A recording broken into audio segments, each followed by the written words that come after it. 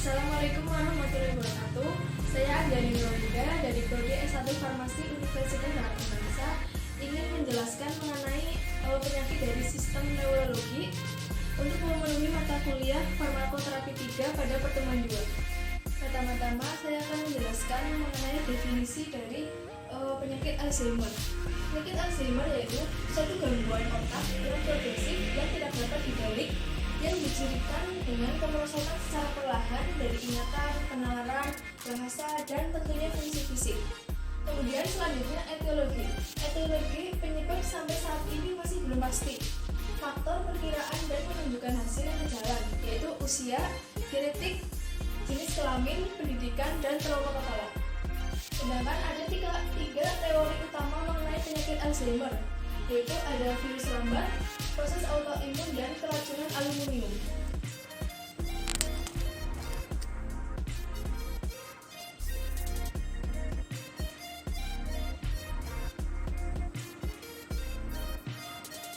Selanjutnya untuk epidemiologinya sendiri dari penyakit Alzheimer, yaitu sekitar ada 4,5 juta orang Amerika yang memiliki penyakit Alzheimer.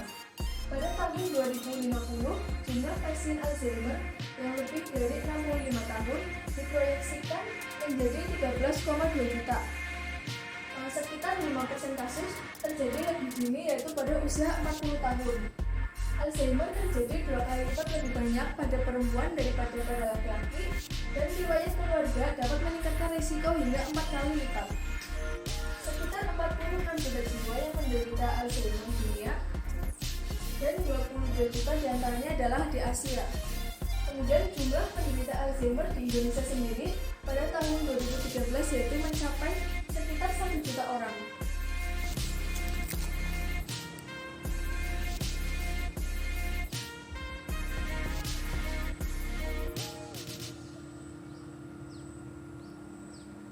Selanjutnya untuk patofisiologi Alzheimer, yaitu didasari oleh gangguan pada sistem pemeliharaan sel saraf, yakni proses komunikasi, metabolisme, dan perbaikan sel saraf yang menyebabkan degenerasi sel saraf itu sendiri.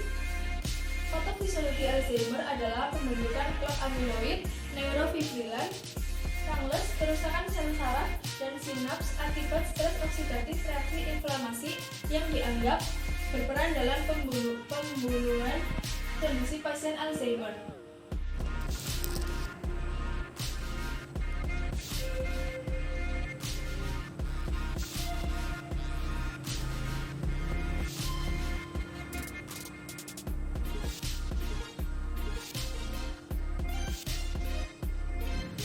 Selanjutnya kita akan mengetahui terapi dari penyakit Alzheimer, yaitu ada terapi farmakologi dan non-farmakologinya.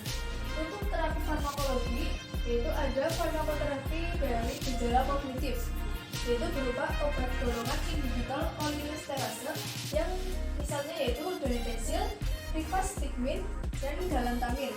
Kemudian pada golongan antagonis reseptor NMDA, yaitu contohnya adalah memantine. Kemudian golongan obat non-konvensional itu ada 5 golongan, yaitu yang pertama estrogen, agen anti radang yang contohnya adalah salisilat dan indometasin. Kemudian yang ketiga lipid lowering agen dan antioksida ginkgo biloba. Kemudian pada farmakoterapi gejala non-kognitif, yaitu ada inhibitor kolinesterase dan memantine yang contohnya adalah donepezil, rivastigmine, memantine, dan memantine. Kemudian untuk antipsikosis, yaitu contohnya adalah risperidon, olanzapine, dan quetiapine. Kemudian antidepresan, contohnya sertralin, citalopram, dan fluoxetine. Kemudian terapi lainnya yaitu merupakan obat-obat benzodiazepin, selegirin, dan oxazepam. Teknologinya yaitu terapi non-farmakologinya sendiri, yaitu berupa berhenti merokok, olahraga rutin, minum kopi, makan seledri dan paprika, diet Mediterania, dan juga mengonsumsi kunyit itu bagus untuk terapi non-farmakologi penyakit Alzheimer. Selanjutnya yaitu farmakoterapi dari sistem neurologi, yaitu penyakit multiple sclerosis atau MS.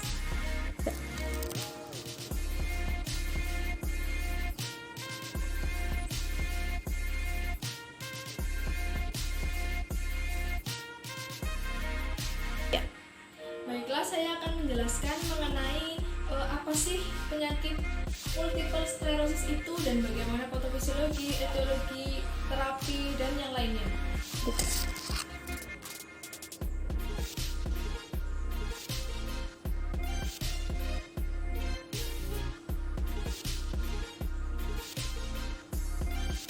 Pertama, saya akan menjelaskan mengenai apa yang dimaksud dari multiple sclerosis. Multiple sclerosis itu disebut juga sklerosis diseminasi, yang merupakan penyakit degeneratif yang bersifat kronis dan progresif yang merusak myelin pada susunan saraf pusat. Untuk etiologinya sendiri yaitu ada gangguan autoimun yang kemungkinan dirangsang infeksi virus. Kemudian ada genetik, keracunan pada unsur pokok lipid myelin, racun yang beredar dalam sistem saraf pusat, dan infeksi virus pada sistem saraf pusat. Epidemiologinya sendiri yaitu kira-kira ada 350.000 orang di Amerika yang mempunyai MS ini. Biasanya itu didiagnosis berumur 20-50 tahun dan wanita lebih rentan daripada pria, 3:2. Multiple sclerosis adalah penyakit orang dewasa muda yang rata-rata usia terjadinya serangan adalah 22-39 tahun. Tetapi jangkauan serangan sebenarnya sangat luas hingga mencapai kira-kira 10-59 tahun.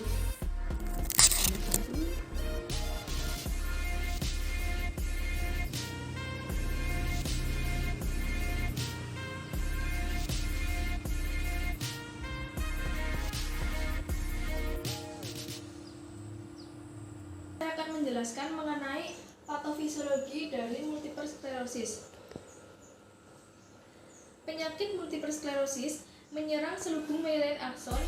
Pada multiple sclerosis, inflamasi yang terjadi menyebabkan myelin menghilang dan kerusakan pada selubung myelin menyebabkan terganggunya hubungan antar akson dalam susunan saraf pusat pada otak dan korda spinalis. Proses patologisnya yang utama adalah terjadinya demyeliniasi pada serabut myelin akson tanpa menutup kemungkinan terjadinya kerusakan pada akson tersebut. Kemudian kerusakan myelin berhubungan dengan proses infiltrasi sel mononuklear perivaskular lokal yang diikuti terjadinya kerusakan myelin yang disebabkan oleh fagositopat. Kemudian pada tahap selanjutnya, secara khas terjadi proliferasi astroid yang disertai terbentuknya jaringan fibroglial. Patofisiologinya yang pasti sampai saat ini belum diketahui dengan jelas penyebabnya, dan kemungkinan pemicu serangan multiple sclerosis itu berhubungan pada faktor imun, infeksi, trauma, stres, kelelahan, peningkatan suhu tubuh, reaksi abnormal dari obat atau vaksinasi, dan faktor-faktor herediter. Kemudian di sini saya akan menjelaskan tahapan dari patofisiologisnya. Yang pertama adalah demyelinasi menyebar dan tidak beraturan ke seluruh sistem saraf pusat. Kemudian myelin menghilang dari silinder aksis dan akson itu sendiri berdegenerasi. Kemudian adanya plak pada daerah yang terkena menyebabkan sklerosis dan terhentinya alur impuls saraf sehingga menghasilkan bervariasinya manifestasi yang tergantung pada saraf yang terkena. Selanjutnya, daerah yang paling banyak terserang yaitu ada saraf optik, tractus, cerebrum, batang otak, dan medula spinalis.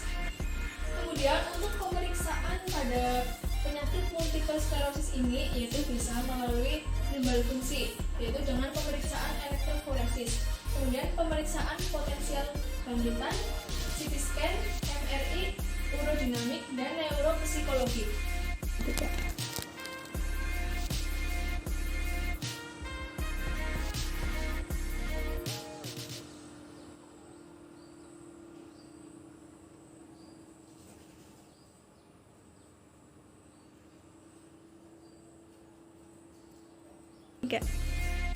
Selanjutnya untuk terapi dari penyakit multiple sclerosis ini ada tiga terapi, yaitu ada terapi obat, terapi suportif, dan juga blok saraf dan pembedahan. Untuk terapi obatnya sendiri itu untuk fase akut bisa menggunakan kortikosteroid dan ACTH. Sedangkan untuk terapi obat untuk menurunkan jumlah kekambuhan kita bisa menggunakan beta interferon atau betaseron, copolymer 1, dan juga azinyloprine.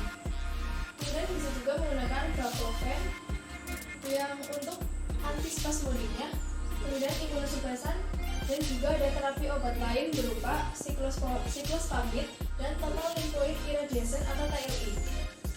Selanjutnya, untuk terapi suportifnya bisa diberikan untuk mencegah terjadinya komplikasi dan mempertahankan kondisi pasien agar tetap stabil, misalnya dengan fisioterapi dan terapi oksidasi. Untuk blok saraf dan pembedahan bisa dilakukan jika terjadi spastisitas berat dan kontraktur untuk mencegah kerusakan lebih lanjut. Tujuan terapinya sendiri itu untuk menghilangkan gejala dan membantu fungsi klien. Untuk komplikasinya yaitu dapat berupa infeksi saluran kemih, konstipasi, dekubitus, edema pada kaki, dan juga pneumonia. Baiklah, selanjutnya saya akan melanjutkan untuk topik ketiga dari penyakit sistem neurologi, yaitu ada gangguan nyeri kepala.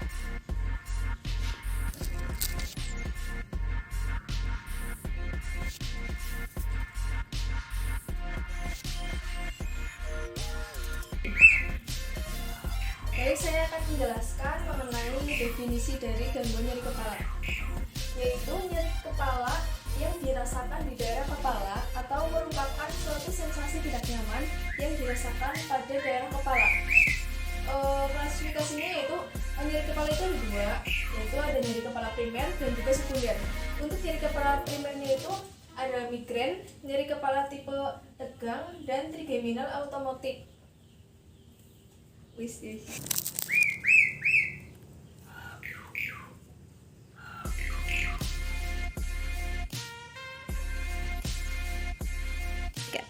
Untuk patofisiologi dari nyeri kepala itu pertama-tama karena adanya inflamasi atau kerusakan jaringan, kemudian setelah itu terjadinya pembebasan dari histamin dan serotonin dan juga pembentukan dari myokotriol, bradikinin, dan juga prostaglandin, yang mana kelimanya itu akan membuat stimulasi reseptor dan akan merangsang reseptor nyeri di otak yaitu atau di talamusnya, dan kemudian terjadilah nyeri.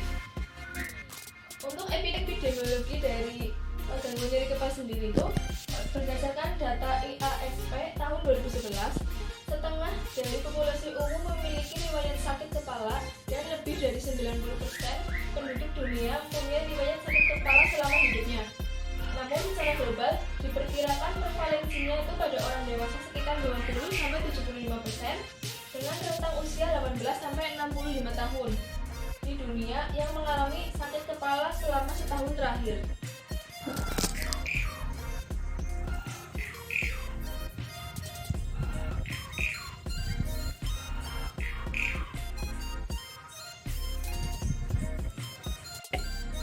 Untuk etiologi dari gangguan nyeri kepala itu ada circulation, encephalomyelitis, migrain, kemudian pada mata, neoplasma, trauma kapitis, pada hidung dan telinga, pada gigi, pada cluster headache, pada otot yang berupa tension headache, pada arteritis temporalis, dan trigeminal neuralgia.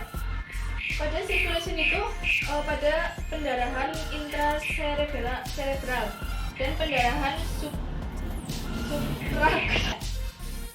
Untuk etiologi pada gangguan penyakit kepala itu ada circulation yang berupa pendarahan pada intracerebral dan pendarahan pada subarachnoidal. Kemudian ada encephalomyelitis, migrain, kemudian pada mata ada glaukoma, radang, keratitis, dan anomali refraksi. Kemudian pada neoplasma yang misalnya itu ada tumor otak. Kemudian trauma kapitis, yaitu kontusio, pendarahan ekstradural, dan pendarahan subdural. Pada hidung dan telinga ada mastoiditis, otitis media, sinusitis, dan rinitis. Kemudian pada gigi itu terdapat pada gigi dan gusi. Kemudian ada cluster headache dan ada otot yang berupa tension headache, arteritis temporalis, dan juga trigeminal neuralgia. Selanjutnya untuk pemeriksaannya itu ada anamnesis, pemeriksaan objektif, pemeriksaan dengan alat, dan pemeriksaan laboratorium.